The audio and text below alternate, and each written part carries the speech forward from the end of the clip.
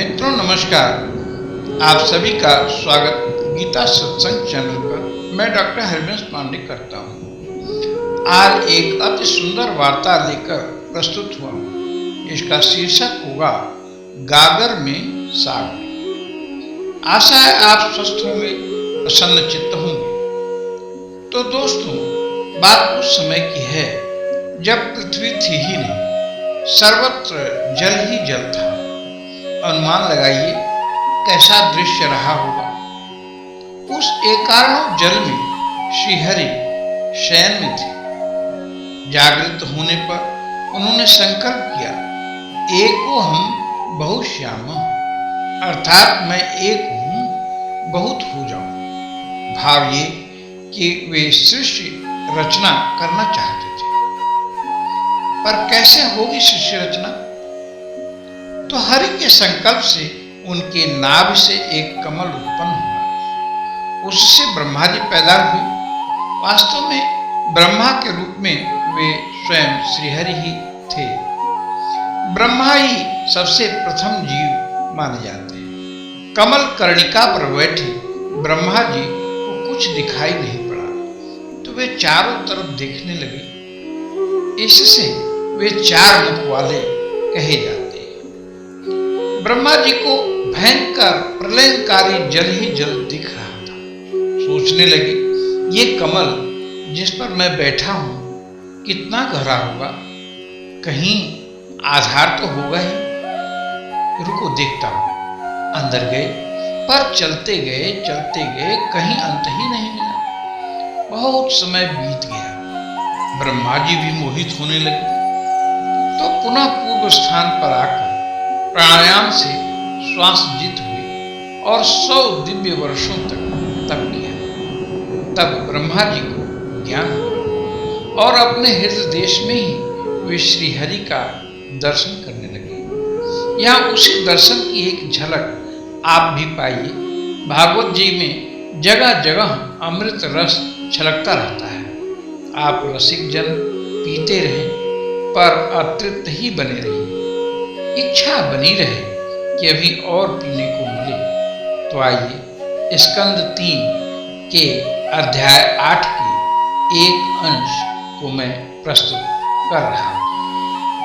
ततो निवृत्तो प्रतिलब्ध काम स्वधीष्ण्यमासाद्य पुनः सदैव शनैर्जित श्वास निवृत्त चित्तो नशीद दारूढ़ समाधि योग।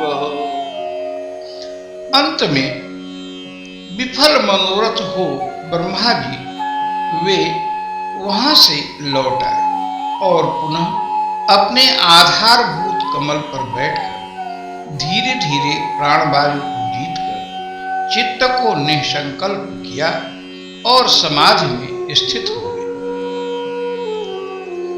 मृणाल गौरायत शेष भोग पर्यंक एकं पुरुषं शयानं फणात पत्रायुत मूर्धरत्न द्युभिहत ध्वांत युगांत तोये।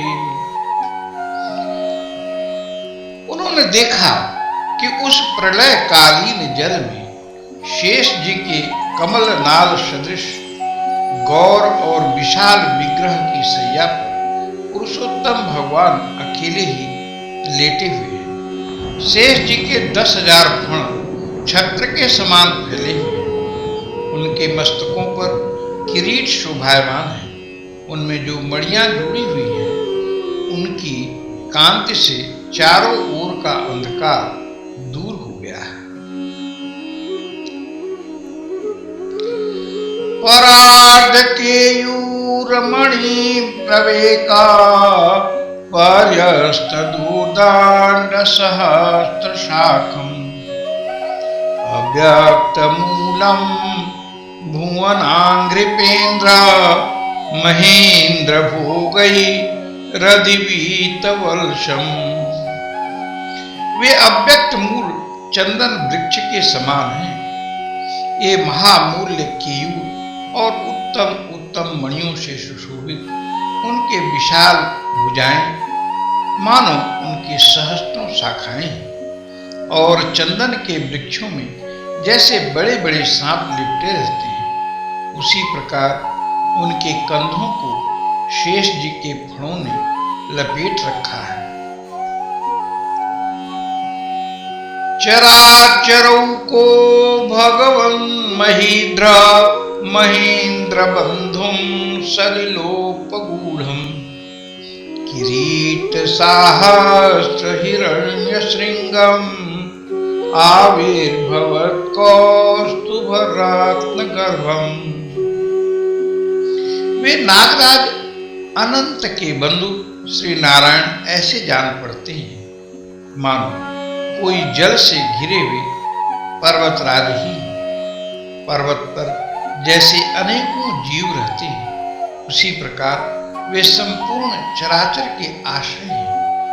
शेष जी के फणों पर जो सहस्त्रों मुकुट हैं, वे ही मानो उस पर्वत के सुवर्ण मंडित शिखर हैं तथा वक्षस्थल में विराजमान कौस्तुभ मणि उसके गर्भ से प्रकट हुआ रत्न है।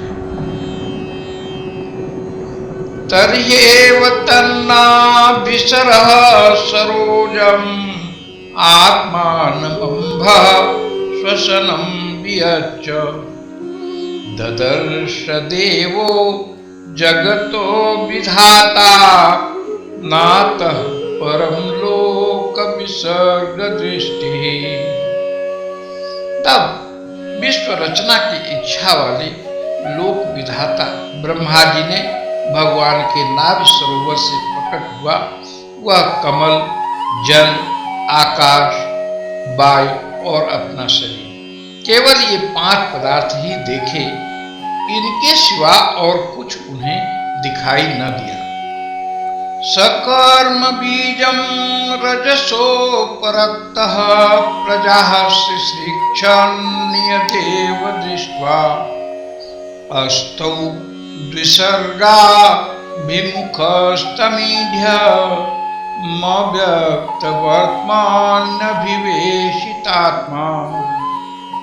अर्थात रजोगुण से व्याप्त ब्रह्मा जी प्रजा की रचना करना चाहते थे। जब उन्होंने सृष्टि के कारण रूप केवल ये 5 ही पदार्थ देखे, तब लोक रचना के लिए उत्सुक होने के कारण वे अचिंत्य गति श्री हरि में चित्त लगाकर उन परम पूजनीय प्रभु की स्तुति करने लगे। तो हम अपनी वाणी को यहीं विश्राम देते हैं। आप सभी को बहुत बहुत धन्यवाद।